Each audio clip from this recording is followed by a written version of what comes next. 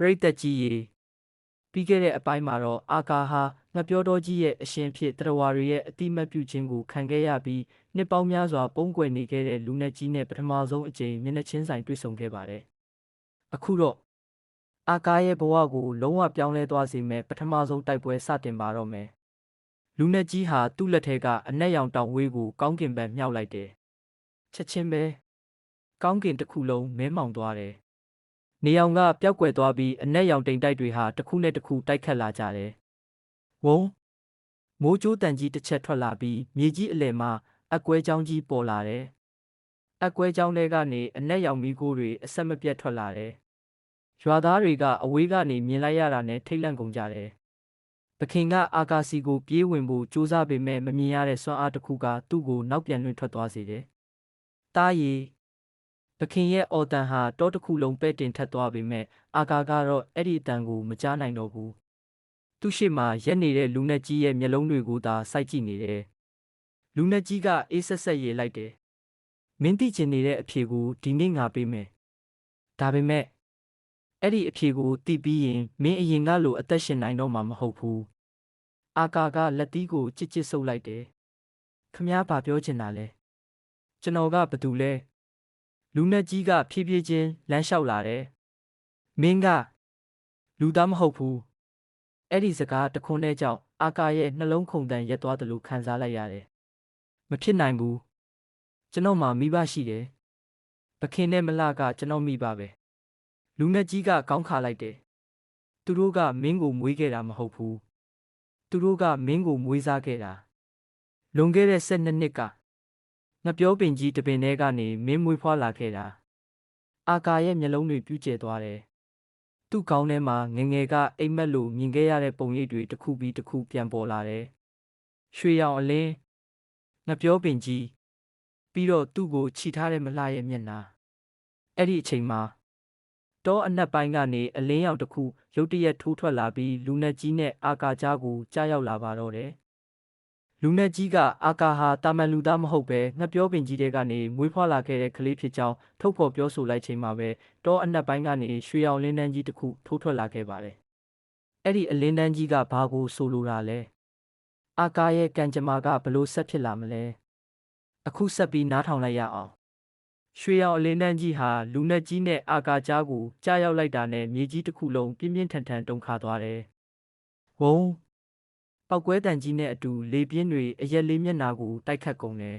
။လူနတ်ကြီးတောင်ခြေနှလန်းနောက်ဆုတ်လိုက်ရတယ်။သူ့မျက်နာပေါ်ကအပြုံးဟာပျောက်ကွယ်သွားပြီးအံ့ဩတဲ့အကြည့်နဲ့အလင်းတန်းကြီးကိုစိုက်ကြည့်နေတယ်။မဖြစ်နိုင်ဘူး။အုတ်ဆောင်ကြီးနိုးလာပြီလား။အလင်းတွေတဖြည်းဖြည်းငြိမ်သက်သွားတဲ့အချိန်မှာတော့အာကာရဲ့ရှေ့မှာအသက်80ကျော်အရွယ်အဖိုးအိုတစ်ယောက်ပေါ်လာတယ်။စပင်အဖြူရှည်တွေဟာခါးထိကျနေတယ်။မုတ်စိတ်ဖြူကြီးကရင်ဘတ်အထိရှည်လျားနေပြီးသူ့မျက်လုံးနှလုံးကတော့ရွှေရောင်တောက်ပနေတယ်။လက်ထဲမှာငှက်ပြောပင်အမြင့်နဲ့ပြုတ်လုထားသလိုထင်ရတဲ့တောင်ဝေးရှည်တစ်ချောင်းကင်ထားတယ်။တောထဲကတတဝါအားလုံးဟာအဖိုးအိုကိုမြင်လိုက်တာနဲ့ဒူးထောက်ပြီးခေါင်းငုံလိုက်ကြတယ်။တမင်ဖြူကြီးကတုံရီနေတဲ့အတန်နဲ့ပြောလိုက်တယ်။အုတ်ဆောင်အရှင်နောက်ဆုံးတော့ပြန်ပေါ်လာပါပြီ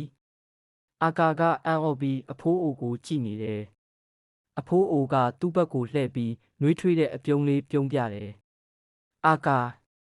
ငါတို့နောက်ဆုံးတွေ့ခဲ့တာ12နှစ်ရှိပြီ။အာကာပို့ပြီးနားမလဲတော့ဘူး။ဘိုးဘိုးကျွန်တော်တို့အရင်ကတွေ့ဘူးလို့လား။အဖိုးအိုကခေါင်းညှိလိုက်တယ်။မင်းမွေးတဲ့နေ့မှာငါကမင်းကိုပထမဆုံးချီခဲ့တဲ့သူပဲ။အာကာရဲ့ရင်ထဲမှာမဖော်ပြနိုင်တဲ့ခံစားချက်တစ်ခုဖြစ်ပေါ်လာတယ်။သူဒီအဖိုးကိုတခါမှမတွေ့ဘူးပေမဲ့ထူးဆန်းစွာနဲ့အယမ်းရင်းနှီးနေတယ်လို့ခံစားနေရတယ်။လူနတ်ကြီးကတော့အေးဆက်တဲ့အတန်နဲ့ရဲလိုက်တယ်။ဟာဟာဟာနှစ်ပေါင်းများစွာပုံနေပြီးအခုမှထွက်လာတာလား။အုတ်ဆောင်ကြီးအဖိုးအိုကလူနတ်ကြီးကိုတည်ငြိမ်စွာကြည့်လိုက်တယ်။မင်းကအရင်တုန်းကလိုပဲလောဘကြီးနေတော့မယ်လူနတ်ကြီးရဲ့မျက်နှာကချက်ချင်းတင်းမာသွားတယ်။လောဘငါ့ကိုလောဘကြီးတယ်လို့မပြောနဲ့။ဒီစွမ်းအားကငါနဲ့ထိုက်တန်တယ်။အဲ့ဒီစကားပြောပြီးတာနဲ့သူ့တောင်ဝေးကိုမြေကြီးပေါ်အားနဲ့ရိုက်ချလိုက်တယ်။ဒုံချက်ချင်းပဲမြေကြီးအောက်ကအနက်ရောင်လက်ကြီးတွေထွက်လာပြီးအုတ်ဆောင်ဖိုးကိုဖမ်းဆုပ်ဖို့ကြိုးစားကြတယ် ဒါပေမဲ့အဖိုးအိုကတောင်ဝေးကိုဖြည်းဖြည်းလေးလှုပ်လိုက်ရုံနဲ့ရွှေရောင်လင်းလှိုင်းကြီးထွက်ပေါ်လာပြီးအနက်ရောင်လက်တွေအကုန်လုံးအမှုန့်ဖြစ်ပြိုကွဲသွားတယ်။အာကာအံ့အားသင့်နေတယ်။ဒါကဒီလောက်အားကောင်းတဲ့စွမ်းအားမျိုးအဖိုးအိုကအာကာကိုလှည့်ကြည့်ပြီးပြောလိုက်တယ်။အာကာမင်းထဲမှာဒီထက်အဆတရာပိုကြီးတဲ့စွမ်းအားရှိတယ်။ဒါပေမဲ့မင်းမထိန်ချုပ်တတ်သေးဘူး။ဒီနေ့ကစပြီးမင်းရွေးချယ်ရတော့မယ်။အလင်းရဲ့လမ်းကိုရှောက်မလား။အမှောင်ရဲ့လမ်းကိုလိုက်မလား။အဲ့ဒီစကားကိုကြားလိုက်တဲ့အချိန်အာကာရဲ့လက်ဖွားပေါ်ကရွှေရောင်မှတ်ဟာမီးလောင်နေသလိုပူလာခဲ့ပြီးတစ်ချိန်တည်းမှာပဲလူနက်ကြီးရဲ့ရင်ဘတ်အလယ်မှာရှိနေတဲ့အနက်ရောင်မှတ်ကလည်းတောက်ပလာပါတော့တယ်။ငှက်ပြောတော့ရဲ့အုပ်ဆောင်ဖိုးကိုပေါ်လာပြီးအာကာရဲ့စွမ်းအားအစစ်မှန်ဟာသူထင်ထားတာထက်အဆများစွာပိုကြီးကြောင်းပြောပြခဲ့ပါတယ်။ဒါအပြင်အာကာဟာအလင်းလန်းနဲ့အမှောင်လန်းကြားမှာရွေးချယ်ရမယ့်အချိန်ရောက်လာပြီလို့သတိပေးခဲ့ပါတယ်။ဒါပေမဲ့လူနက်ကြီးကတော့ဒီအခွင့်အရေးကိုအလွယ်တကူလက်လွတ်ပေးမဲ့သူမဟုတ်ခဲ့ပါဘူး။ဟာဟာဟာလူနက်ကြီးရဲ့ရေတံကြီးဟာတောတစ်ခုလုံးပဲ့တင်ထက်သွားတယ်။အုပ်ဆောင်ကြီးမင်းငါကိုတားနိုင်မယ်လို့ထင်နေသေးလား။စကားဆုံးတာနဲ့သူ့လက်နှစ်ဖက်ကိုကောင်းကင်ပေါ်မြှောက်လိုက်တယ်။ချက်ချင်းပဲကောင်းကင်ပေါ်ကအနက်ရောင်တိမ်တိုက်တွေဟာလဲပတ်လာပြီးကြီးမားတဲ့ဝဲကဲကြီးတစ်ခုဖြစ်ပေါ်လာတယ်။ဝုန်းမိုးချင်းတန်ကြီးနဲ့အတူအနက်ရောင်လျှက်စီးတွေဟာမြေပြင်ပေါ်ကိုအဆက်မပြတ်ကျလာတယ်။လျှက်စီးကျတဲ့နေရာတိုင်းမှာမြေကြီးတွေပေါက်ကွဲကုန်တယ်။တောမီလည်းစတင်လောင်ကျွမ်းလာတယ်။တိရစ္ဆာန်တွေအားလုံးကြောက်လန့်တကြားထွက်ပြေးကုန်ကြတယ်။တမင်ဖြူကြီးကအာကာရှိမှမတ်တက်ရက်ပြီးအော်လိုက်တယ်။အရှင်သူကအမှောင်စွမ်းအားကိုအပြည့်အဝအသုံးပြုတော့မယ်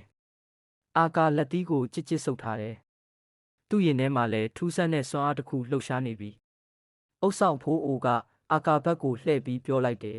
။အာကာမင်းကြောက်နေရင်ဒီတိုက်ပွဲကိုရှုံးလိမ့်မယ်။ဒါပေမဲ့မင်းရဲ့နှလုံးသားကိုယုံကြည်ရင်ငှက်ပြောတော်ကြီးကမင်းကိုကူညီလိမ့်မယ်။အာကာကမျက်လုံးကိုဖြည်းဖြည်းမိတ်လိုက်တယ်။ဖေဖေဘခင်မေမေမလှမြေခွေးအိုကြီးရွာသားတွေတောထဲကတတဝါတွေအားလုံးရဲ့မျက်နှာတွေကိုတစ်ခုပြီးတစ်ခုမြင်လာတယ်။သူမရှုံးနိုင်ဘူး။သူတို့အားလုံးကိုကာကွယ်ရမယ်။အဲ့ဒီအတွေးပေါ်လာတဲ့အချိန်မှာသူ့လက်ဖွားပေါ်ကရွှေရောင်မှတ်ဟာနေတစင်းလိုတောက်ပလာတယ်။ဝုန်းအလင်းတန်းကြီးတစ်ခုကောင်းကင်ထိထိုးတက်သွားတယ်။တောတစ်ခုလုံးဟာရွှေရောင်လင်းတွေနဲ့ဖုံးလွှမ်းသွားတယ်။အာကာရဲ့ခန္ဓာကိုယ်တစ်ခုလုံးလည်းရွှေရောင်လင်းတွေလွှမ်းခြုံသွားခဲ့တယ်။သူ့စံပင်တွေလေထဲမှာဖြည်းဖြည်းချင်းလွင့်လာတယ်။မျက်လုံးနှစ်ဖက်ကရွှေရောင်တောက်နေတယ်။အုပ်ဆောင်ဖိုးအိုကအပြုံးလေးပြုံးလိုက်တယ်။နိုးလာပြီ။တောရဲ့အမွေဆက်ခံသူလူနက်ကြီးကတော့ပထမဆုံးအကြိမ်မျက်နှာပြတ်သွားတယ်။မဖြစ်နိုင်ဘူး။သူဒီလောက်မြန်နိုးလာเสียမဖြစ်နိုင်ဘူး။အာကာကသူ့လက်ကိုဖြည်းဖြည်းမြှောက်လိုက်တယ်။ဘာမှမလုပ်ရသေးခင်တောတစ်ခုလုံးကငှက်ပြောပင်တွေဟာတပြိုင်နက်တည်းလှုပ်ရှားလာကြတယ်။အမြစ်တွေကမြေကြီးအောက်ကနေထွက်လာပြီးလူနက်ကြီးစီကိုအရှိန်နဲ့ပြေးဝင်သွားတယ်။လူနက်ကြီးကတောင်ဝေးကိုဝေယမ်းလိုက်ပြီးအမြစ်တွေကိုဖျက်တောက်လိုက်ပေမဲ့ဖျက်လိုက်တဲ့အမြစ်တွေကချက်ချင်းပြန်ဆက်သွားတယ်။အုပ်ဆောင်ဖိုးအိုကတိုးတိုးလေးပြောလိုက်တယ်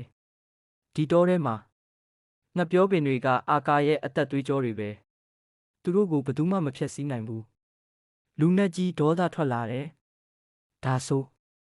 ငါကိုယ်တိုင်တတ်မယ်။သူဟာအနက်ရောင်မီးလုံးကြီးတစ်လုံးကိုဖန်တီးပြီးအာကာစီကိုပြစ်လွတ်လိုက်တယ်။အာကာလည်းမသိစိတ်နဲ့လက်ဖွားကိုရှေ့တိုးလိုက်တယ်။ချက်ချင်းပဲရွှေရောင်တိုင်းကြီးတစ်ခုပေါ်လာပြီးမီးလုံးကြီးကိုတားဆီးလိုက်တယ်။ဒုံးပောက်ကွဲတံကြီးကြောင့်တောင်တန်းတွေတောင်တုန်ခါသွားတယ်။မီးခိုးတွေပျောက်သွားတဲ့အချိန်မှာအာကာကနေရာမှာမတ်တက်ရက်နေစေဒဏ်ရာတစ်ချက်တောင်မရခဲ့ဘူး။လူနက်ကြီးကသွားကိုတင်းတင်းကြိတ်လိုက်တယ်။ဒီနေ့တော့ငါနောက်ဆုံးမယ်။ဒါပေမဲ့အာကာ